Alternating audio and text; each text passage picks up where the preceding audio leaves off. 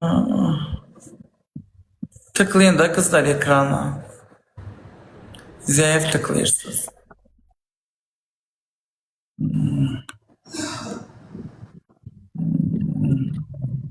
Həkimlər nə yazıb? Yo, Gəncədəyəm. Baba sağ ol ay baba. Bəs nə oldu? Deyir ağrılarım vardı. Yata bilmirəm. Sana denəm evet olur. Yetmən olmuşdu. Gözmə. Bəyində həkim sən dedi evdən olar nə olmaz. Həkim dedi evdən olar olmaz. Yo, hadi səhər göndərin də deyəcək də. Denən nə deyirsən denən yeməyi demə hə? Az yiyəcəm sənə. Hə deyirsən denən az yiyəcəm. Tökülməm orayı. Gedən kimi rahat 3-4 kilo kababı qoyasan qabağıma. Yox Allah haqqı. Mənə qoynət olmaz artıq. Təzyiqimi qaldırır. Ya Allah'ın adı sonradan əməliyyat olub. Belindən.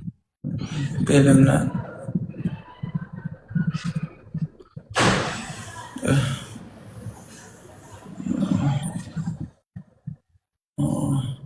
Ama arıqlayıb sana.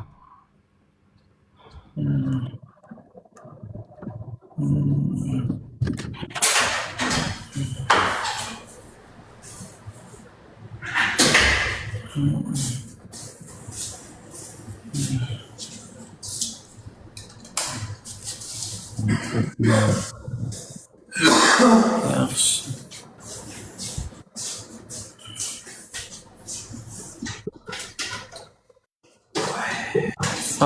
Sağ ol Elbet.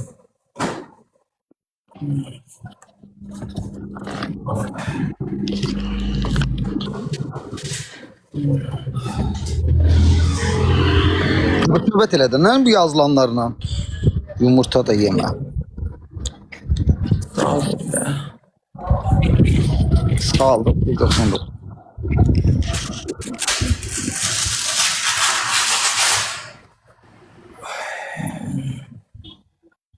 Üzünü arıqlayım. Sözüm də arıqlamışam, yarışacaqlar. Neçə kilo arıqlayarsan? Ha? Neçə kilo arıqlayarsan? 10 kilo, 11 kilo. 135 idim. 90 kilo zad olsan olassan qoz kimi. Ya 25 kilon, 24 kilonda atlata bilsəydim 100 kilo olardı. 100 kilo deyirsən azdır. 100 kilo hə nədir? 100 kilosun xeyli ağır olar.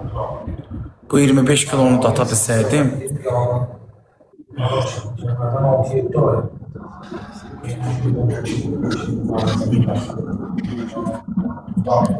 Eyli hansı xəstəxanadayım? Gəncədəyim. Ekranımızı tıklayanlar teşekkür ederim. Yo, mədə kiçiltmədən qorxuram. Rakat verirlər, deyilər qorxuram. Həkimlər deyir. Ümumiyyət izləyici də deyir ki, eləmə. Neyinə mədə kiçiltmədən?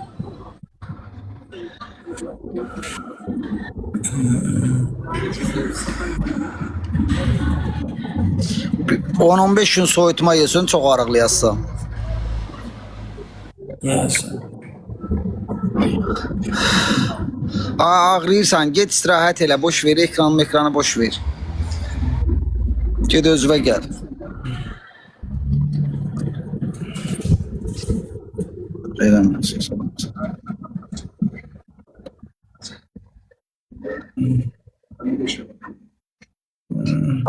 Salam.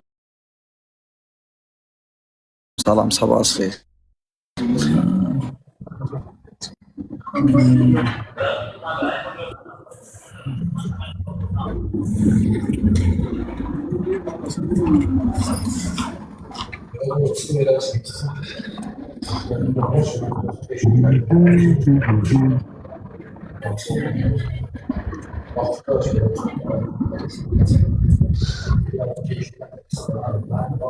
Aa, get yemeği zadı ye, biraz özüve gel. Özünde təzyiyin məzyun var. Yaxşı sən. Allah əmanətsən, get istirahət elə.